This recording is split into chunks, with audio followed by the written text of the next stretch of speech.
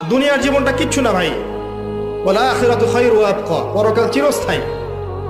এখানে একটু কম খান, না একটু কম ঘুমান, একটু কম টাকা পয়সা পেয়েছেন, কম ব্যাংক ব্যালেন্স আছে, কিন্তু আপনি আল্লাহর তাওহীদে আছেন, সুন্নতে আছেন, হালাল খাচ্ছেন, দেখবেন ইনশাআল্লাহ ধনীদের চেয়ে 500,000 বছর আগে আপনি হাসতে হাসতে জান্নাতে চলে গেছেন।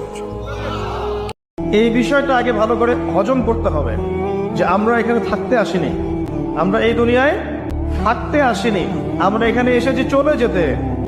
যার মনের মধ্যে এই কনসেপ্ট থাকে সে কখনো আল্লাহ পাকের বিদ্রোহী হতে পারে। যখন আপনি চুপচাপ থাকবেন, খুব বেশি কথা বলবেন না, বেশি অপ্রয়োজনীয় কথা বলবেন না, প্রয়োজনীয় কথা বলবেন, আল্লাহর পক্ষ থেকে আপনার কলমের উপরে ইলম আসবে, ইলমে লাদুন্নি আল্লাহর পক্ষ থেকে আসবে সব। দেখবেন ঠান্ডা মাথায় চিন্তা করলে সুন্দর গোছানো চিন্তা করা যায় না, এলোমেলো হবে না চিন্তাগুলো তখন। এবং যদি আমরা বেশি ব্যস্ত থাকি, বেশি কথা বলি, তখন কিন্তু চিন্তাগুলো এলোমেলো হয়ে যায়। একজন রাগলে আরেকজন থেমে যাবেন, কারণ এই ছোট্ট ঝগড়া থেকে এটা অনেক সময় বিচ্ছেদের দিকে গড়ায়। আর শয়তান এখানে উস্কানি দেয়, কারণ ইমানদারদের ফ্যামিলি ভাঙতে পারলে শয়তান সবচেয়ে বড় খুশি হয়, আর ইমানদারদের ফ্যামিলি টিকে থাকলে খুশি হয়ে যায় কে?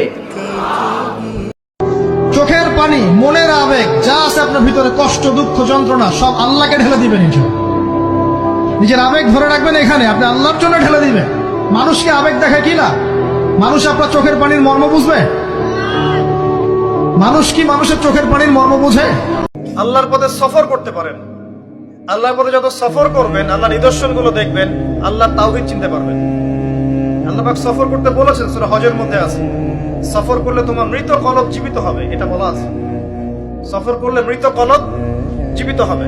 হতে পারে এই রমাদান আপনার জীবনের শেষ রমাদান হতে পারে। শয়তান আপনাকে 3টা ধোঁকা দিতে পারে। শয়তান আপনাকে বোঝাতে পারে আপনি অনেক জানি, আমার জানার দরকার নাই। শয়তান বোঝাতে পারে আমার বয়স হয়ে গেছে, আমার দ্বারা হবে না। শয়তান বোঝাতে পারে আমার অনেক সময় পড়ে আছে, পরে শিখে নিব।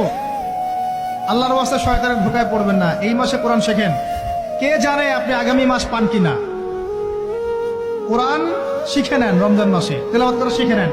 ইন্নী যাহিবুন ইলা রাব্বি সায়াহদিন, আমি চললাম আমার রবের পথে, তিনি আমাকে পথ দেখাবেন। এই আয়াতটা খুবই মনে শান্তিদায়ক আয়াত।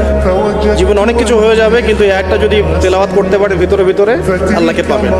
ইন্নী যাহিবুন ইলা রাব্বি সায়াহদিন, আমি ছুটলাম, আমি চললাম আমার রবের দিকে, তিনি আমাকে পথ দেখাবেন।